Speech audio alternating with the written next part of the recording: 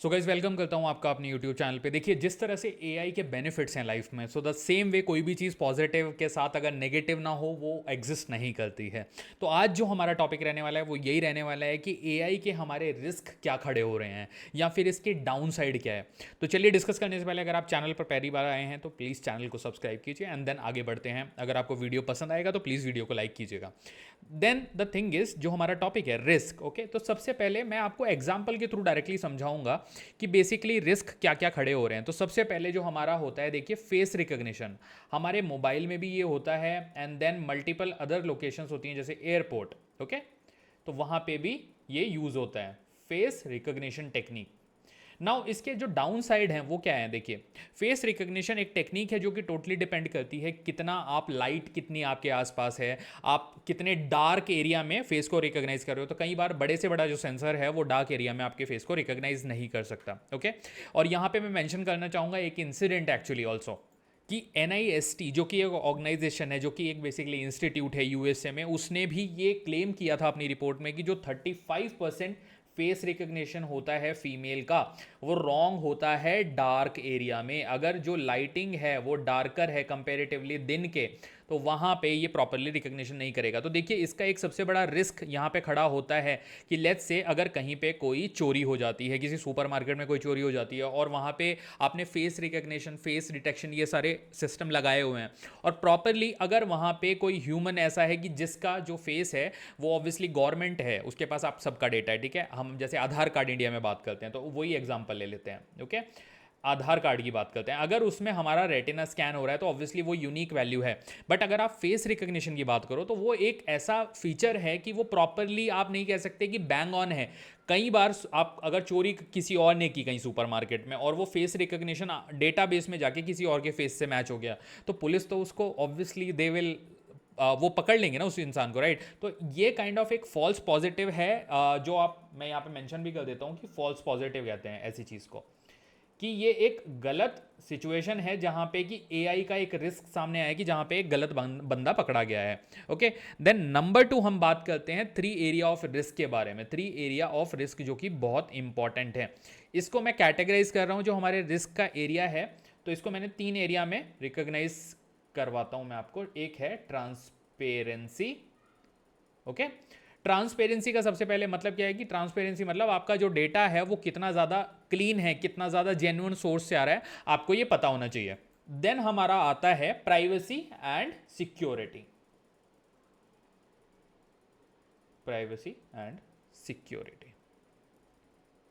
अब देखिए, एक बात करते हैं, इसका डायरेक्टली एग्जांपल लेते हैं। तो मुझे लगता है कि रिस्क जो आर्टिफिशियल इंटेलिजेंस है वो 3 टाइप में मैं यहां पे कैटेगराइज कर रहा हूं पॉइंट नंबर 2 में। Number 1 is transparency. Let's say एक सेल्फ ड्राइविंग कार का एग्जांपल लेते हैं। लेट्स से टेस्ला की सेल्फ ड्राइविंग कार है, तो उसके अंदर ऑब्वियसली डेटा डाला हुआ है कंपनी ने, ठीक है, कि आपको हाईवे पे कैसे ड्राइव करना है, आपको दूसरी गाड़ियों का पैटर्न कैसे समझना है। अगर कोई गाड़ी आपके आगे स्लो हो जाती है तो आपको भी साथ में स्लो होना है ताकि आप उसमें बैंग ना कर जाओ, आप टक्कर ना मार दो उसमें। तो नाउ द थिंग इज, अगर ये सारा डेटा है तो ये सब बोर्ड्स का डेटा भी है। अगर कहीं पे नो पार्किंग का बोर्ड लगा है, ओके, और कई बार हमारी सोसाइटी में ऐसा होता है कि लोग भी कई बार छेड़खानी कर देते हैं चीज़ों के साथ।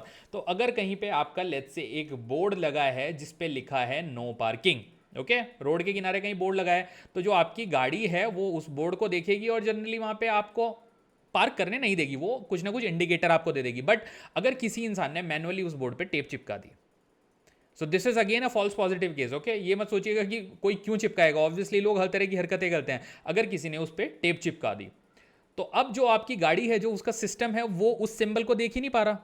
तो ये एक फॉल्स पॉजिटिव केस होगा, जो कि अगेन एक रिस्क है एआई का, जहां पे आपकी एआई जो है वो फेल हो रही है। तो this is one of the example की जहां पे आपकी एआई फेल हो जाती है, ओके। तो डेटा की ट्रांसपेरेंसी बहुत ही इंपॉर्टेंट रिस्क लेवल पे है। ट्रांसपेरेंसी का हमें बहुत ध्यान रखना पड़ेगा। नाउ डेटा की प्राइवेसी, देखिए, जैसे आपका आधार कार्ड है, इसका एग्जाम्पल लेते हैं। आधार कार्ड आपकी प्राइवेसी से डायरेक्टली जुड़ा हुआ है क्योंकि उसमें आपके फिंगरप्रिंट स्कैन होते हैं, आपका रेटिना स्कैन वगैरह भी होता है। आने वाले टाइम में ऐसा प्लान था गवर्नमेंट का ऑब्वियसली कि आधार कार्ड के अलावा बाकी सारे डॉक्यूमेंटेशन की आपको जरूरत नहीं पड़ेगी। जैसे यूएस में आपका सोशल सिक्योरिटी नंबर होता है, तो totally it's kind of A replica of that. But the thing is कि इससे आपकी प्राइवेसी भी खतरे पे है एट द सेम टाइम, क्योंकि अगर किसी ने इसको हैक कर लिया अगर ये हैक हो गया तो आपकी पर्सनल लाइफ प्रॉपर्ली हैक हो जाएगी, आपके फिंगरप्रिंट ऑब्वियसली उसके पास पहुंच जाएंगे.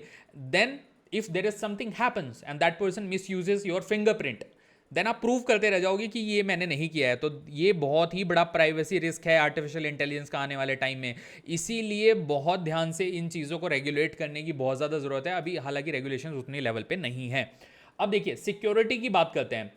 अब सिक्योरिटी में एक एग्जांपल लेते हैं. एक जो कैंडिडेट है आपका, ठीक है, जो कि जॉब सर्च कर रहा है किसी पोर्टल पे, तो अगर कैंडिडेट ने फेक सीवी बना लिया, फेक सीवी मतलब फेक रिज्यूम. अब फेक रिज्यूम का क्या मतलब है? कोई बंदा लेट्स से टेस्टिंग का काम करता है अपनी करंट कंपनी में, बट उसका मन है कि उसको मूव होना है डेटा साइंस में, तो वो ऑब्वियसली एक रिज्यूम बना लेगा. ओके, मतलब वो यहाँ पे आपका टेस्टिंग का रिज्यूम है, वो नहीं डालेगा naukri.com या इंडीड या कहीं पे भी, और वो एक डेटा साइंस का रिज्यूम बना के उसको अपलोड कर देगा.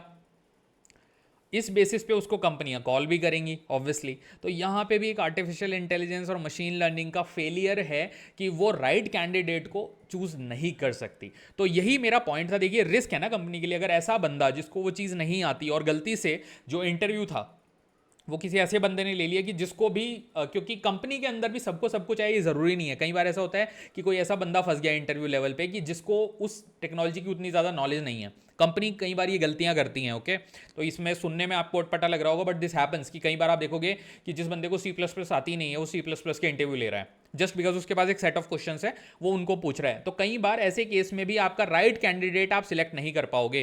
तो ये कुछ मुझे लगता है बहुत ही बड़े रिस्क एरिया हैं जो कि आर्टिफिशियल इंटेलिजेंस के साथ और हमें आने वाले टाइम में डील करना पड़ेगा. तो obviously I think upcoming time में जैसे जैसे रेगुलेशन स्ट्रिक्ट होंगी तो ये चीज़ें और बेटर वे में हम सबके लिए एक सॉल्यूशन प्रोवाइड होगा. ओके, रेगुलरिटीज़ सब चीज़ों में आने वाली है ऑब्वियसली.